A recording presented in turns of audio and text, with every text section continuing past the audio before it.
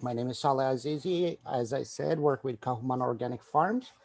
Talk to you a little bit about food hubs, their response to COVID, and what their potential role could be in providing local produce for the Aina Pono and many other local customers.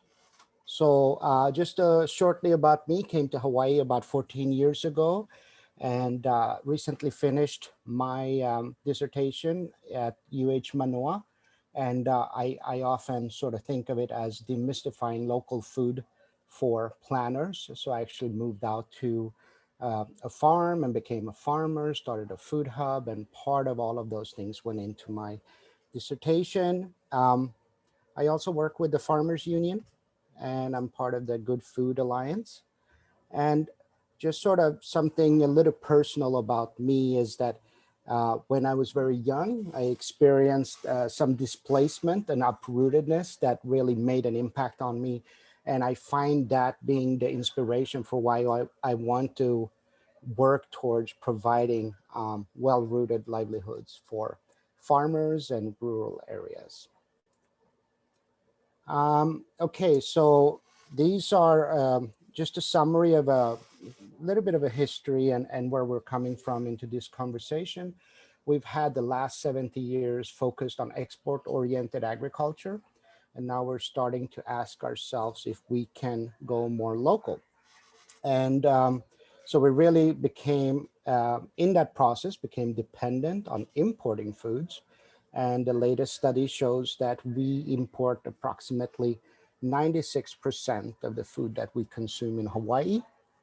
And so we have the last, I would say, 10 years, and also with Governor Ige, there's been this policy push to grow more local food and to increase local food consumption. And of course, I'm here today and we're talking about institutional purchasing and if the food hubs can play a role in that, um, because we already know the benefits of that, as Randy pointed out, is that these dollars go directly to farmers. They multiply in our community and make quite they strengthen our local economy. So, really good point. But quite often we tend to talk about local food production. What do we want our farmers to grow? Are they growing enough? How can we get them to grow more? And for a little while now, we have tried to argue that that's a little bit of the wrong focus. What we need to do is to build a local food infrastructure. And that's really what has been the missing link in bringing local produce to local consumers.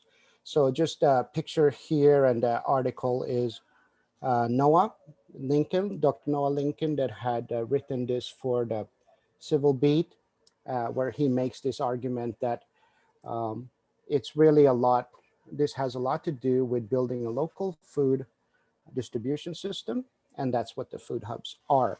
And so, what is a food hub? Well, food hub does that facilitation between the farmers that grow the food and the consumers. So, my job is to actively seek local markets for my farmers and make sure that they can come and just stop at my place and drop off everything that they have and trust that I can sell all of that for them, and so that they can go home and focus on growing even more food. And so we started a food group of food hubs, and as you know, there are now about 10 to 15 food hubs in Hawaii. Our group of food hubs, which we call the Food Hub Hui, started in 2018, um, and it began a bit as a subcommittee to see if we could form language that of the kinds of supports that we were looking for. We wrote an open letter to the state where we were actually seeking input from Senate President Kochi, who has been a champion of the farm to school movement, and said that we really want to engage in this kind of, we see this as the future for Hawaii to provide food for the schools. And so the Hui focuses on networking with different food hubs, And here is a listing. Uh, Someone asked it if I could list all the food hubs that are part of the Hui, and here's a listing of the food hubs. Um, there's there's 14 listed here. There might be more than 14 food hubs in Hawaii, but these are the ones that are currently part of the Food Hub Hui. And here you have a little bit of a checklist of the different types of services that they provide. But as a general thing, each food hub have their own suppliers in their community and sometimes in other communities. So my food hub, for example, we have over 100 suppliers in Waianae, but we also work with suppliers from all over the islands. And then we work with other food hubs who have their own suppliers as well. So that's sort of just to show you overview from that point of view. And here is another view of the food hubs in Hawaii.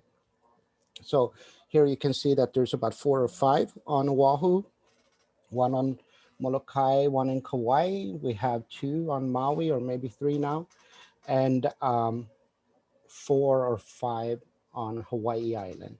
And several food hubs started during COVID. And I'm just gonna sort of go through this so that I don't take too much time for my presentation, but I did a little survey with the food hubs before and after COVID to understand their response during the period of COVID. And this is what the survey sort of shows. So the food hubs stepped up in a major way with providing local food for consumers. They raised their sales from 3 million annually before COVID to roughly 10 million after COVID. The number of farmers that participated with the food hubs increased to 1,000 farmers. And just to give you an example, Hawaii has 7,300 farmers currently, and only 30% of them are involved in local food. And so 1,000 farmers is quite a high number that we're currently representing. And as you can see, both full-time and part-time employment doubled during this time. And that was during a time when many other places were facing unemployment. The big increases that the food hubs experienced during this time were CSA box deliveries, community supported agriculture, directly to people's homes. And we also found that there was an increased demand for produce boxes for emergency food distributions. So those have been the ways that we have mobilized our local produce and our farmers during this time. And then, of course, a few trends went down during this time. And it was mentioned that the schools were closed, the restaurants closed, many of the hotels closed. So many of those farmers that used to sell to those markets have now come to food hubs and changed their markets to either CSA or community food distributions. And so the food hubs, in a sense, you could say that they provided resiliency here in Hawaii because they provided a complementary function to systems that were breaking or almost breaking during this crisis. And so we make the argument that we could be much better prepared for the next sort of crisis if we had if there was a commitment to strengthening these food hubs. So sorry, I was gonna go out and close that door because of the background noise, but it seems like it's gone, so I'll continue. So a few of the complementary functions the food hubs provided was that they offered a different avenue for the public to get their food. Many people didn't want to go to the grocery store, and the food hubs provided home deliveries for people. Food hubs provided local starches, and I think Donna will talk a little bit about that during times when there were rice shortages on the US mainland. Food hubs were able to support farmers who lost their markets with restaurants, and by buying their produce and finding markets for those farmers. We hired people who were unemployed, tourism workers. And we also assisted food bank and other organizations with community food distributions. Okay, visual effects. So different ways that, different findings of this studies and ways that we can move forward with the momentum of the food hubs.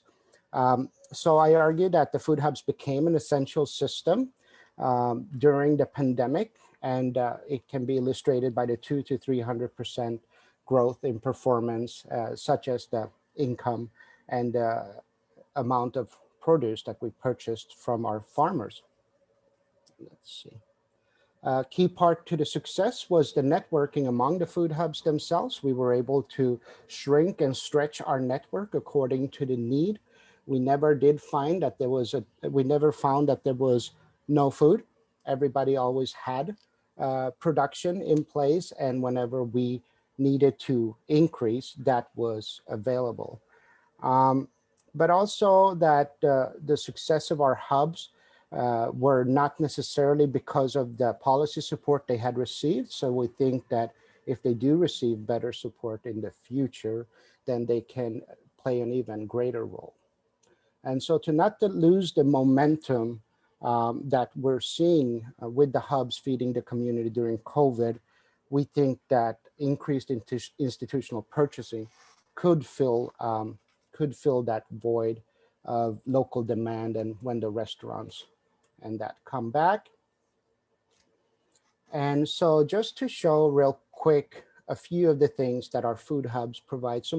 Almost all food hubs provide access to locally grown produce. And if you look at that box, I put in there a few of the vegetables, starches, and the fruits and the greens that grow, that are sort of our local favorites here. And this listing is actually from our food hub, but a lot of food hubs would be able to provide the things that you have in this listing. Value-added product is another thing that food hubs can provide. Things like lemon juice or dried fruits or breadfruit flour. Minimally processed foods, so cooked and frozen starches, for example. Again, I think Donna's going to touch on that.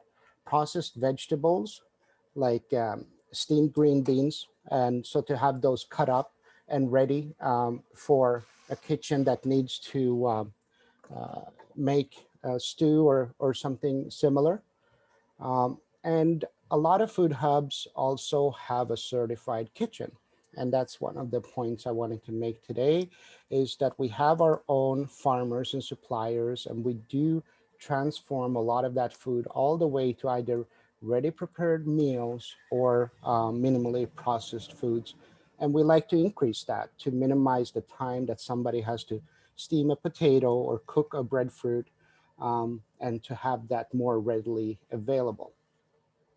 And yeah, there's a few of my references. I don't know if I stuck to my 10 minutes as I promised, but I, uh, I hope that's okay. And there you have my contact information. Great. Thank you so much.